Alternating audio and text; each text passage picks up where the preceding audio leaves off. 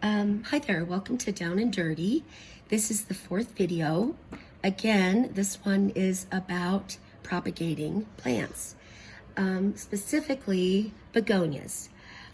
Just a word of caution, I live in Colorado. It's very dry here, and begonias are not real happy, partly because I can't seem to keep them moist enough. And these are doing pretty well, but I have lost another. It died on me because I had let it go too long. The soil basically has to be moist all the time. A couple of reasons why I like to propagate. First of all, I just marvel at the baby plants, the little plantlets that come up. They're so cute, and I just can't believe that they just send up new life like they do. You get more. So, I have two new. These are two that I have propagated already. So these are two that I did not have to buy. I can gift them or keep them myself. And then finally, sometimes you need to do it because you have a plant that is damaged. So this is an example. I love this one. I love the colors, which is actually the reason why I continue to buy begonias, even though they really are not very happy here. My cat knocked this one off of our breakfast bar, and unfortunately he broke the stalk right off of here. There were two main stalks, and so I thought, well, I'll just try putting one broken stalk in this water. And actually, I did not expect this to happen since I had not tried propagating begonias like this, but you can see that we have roots already. So I'm going to keep this in the water, changing the water frequently. I'm going to keep it in the water and until that gets a little bit more established, and then probably just plant it back where it came from, but in the soil there. So that's the third reason you might want to propagate. I had a leaf that was growing off at a strange angle, and so I cut that off to propagate. And you want to pick a healthy leaf. This is an example of a leaf not to choose. I actually have experimented some, thinking I could, maybe, try to save this leaf by propagating it, and I just haven't been successful. Not with begonias specifically, but with my peperomias. They haven't worked out. So the thing about leaf propagating begonias, you can go about it several different ways. One of the things I like about it, it's just a real fun thing to do. So what you can do is you take a leaf. Let me take one off of here. You want a nice healthy leaf. Let's see, which one should I do? I'll take this one. And you don't want to leave a lot. Well, I'll go back in and cut that stalk off. You don't need a lot of the petiole. This is the petiole. And then you can see the veins on the back. That becomes important in a little bit. So the first way, and the way I was able to propagate both of these, was you cut the center out of this leaf. So with clean tools, and I cleaned mine actually with soapy water, but you can use alcohol, hydrogen peroxide. Do not use bleach. Bleach can start your tools corroding, so you don't want to use bleach. You cut a circle where you just sort of go around the petiole, and then you take this and you put it in a container with soil. And your little plantlet will come right out from there. Okay. So that is actually the way I was able to propagate these two. I did try these next two methods I'm going to show you. They were not successful because they dried out, which is why I switched over to these clamshells. So I'll give you another example of right after my cat knocked the plant off, there were three other damaged leaves or damaged petioles, and I cut around them and I placed them in here. This is just a fourth one that I got started. Now, in addition to that though, you can use this extra piece. So here's another piece from one that I have already cut the center out of. What you can do is you can actually get a new plantlet from each of these main veins. So what you do here is you place this in, and then you want this to make good contact with the soil. So I actually, and I'll show you another container that I already have started, but you want to make sure that there's plenty of moist soil around those cut edges.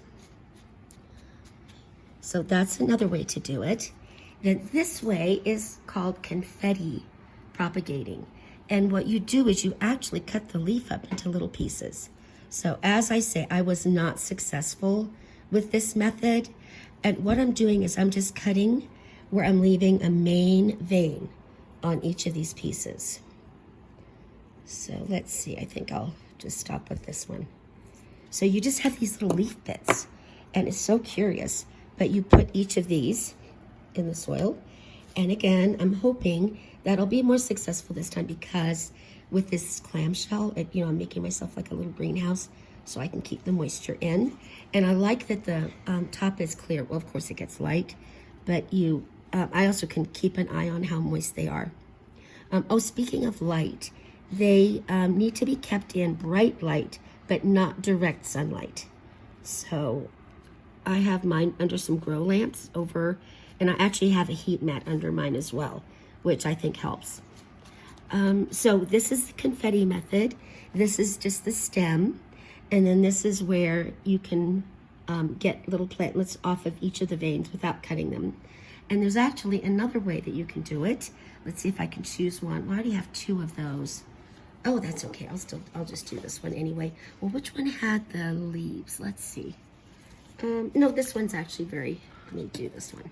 So I'm going to cut it down just because these are very juicy stalks, and I don't want things to start rotting. So I just cut this off. Now I'm going to cut this again. And instead of cutting out the center piece, along each of these main veins, I'm going to sort of snap the vein. Oh, it seems a little harsh. That one I think is probably going to be more successful than the first one. I don't know if you could hear that or not, but that one snapped. So what you're doing is you're making a little cut in each of those. Rather than actually, cutting it out, you're just making a break in that vein. And that will activate those cells to start reproducing and make another plantlet for you. So I have each of those stems. I'm just going back and checking. Not sure about this one, but it's a little small anyway.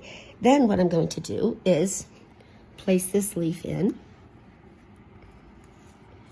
and make sure that those little veins that I snapped are making good contact with the soil. And what I could expect here is little plantlets coming off of each of those veins that I broke, and one from the middle, if all of them grow.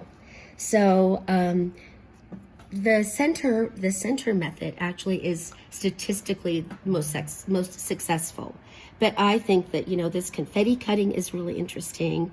So is this method, and this method is as well. Let's see, there was one other thing I wanted to say. Oh, this was just another, right after this plant got knocked off of the countertop, there were some leaves, and I went ahead and I cut the centers out, and then I just put them in. So I'm hoping that I'll get plantlets all around from those as well. But you can see the moisture collected on here. So I am watching them carefully so that I don't get fungus or rot in there, but I do want to keep them much more moist than I did my first attempt, which was not successful. Another quick comment about keeping things moist. These clay pots were not the best idea. If you use clay pots, they tend to dry out more quickly. I love the look of them, but putting begonias in them was not the smartest thing I've done. They also are small, which means that they, dry. Like these I watered yesterday, and the tops are already completely dry.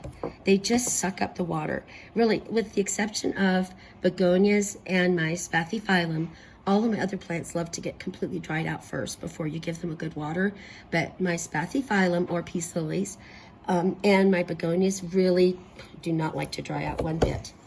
Well, I hope I was successful in my video. My intention was to keep it short and sweet, instructional, just the facts. I recognize they're not very polished. I may have repeated myself. I hope I haven't left out too much information. Just checking my notes really quickly.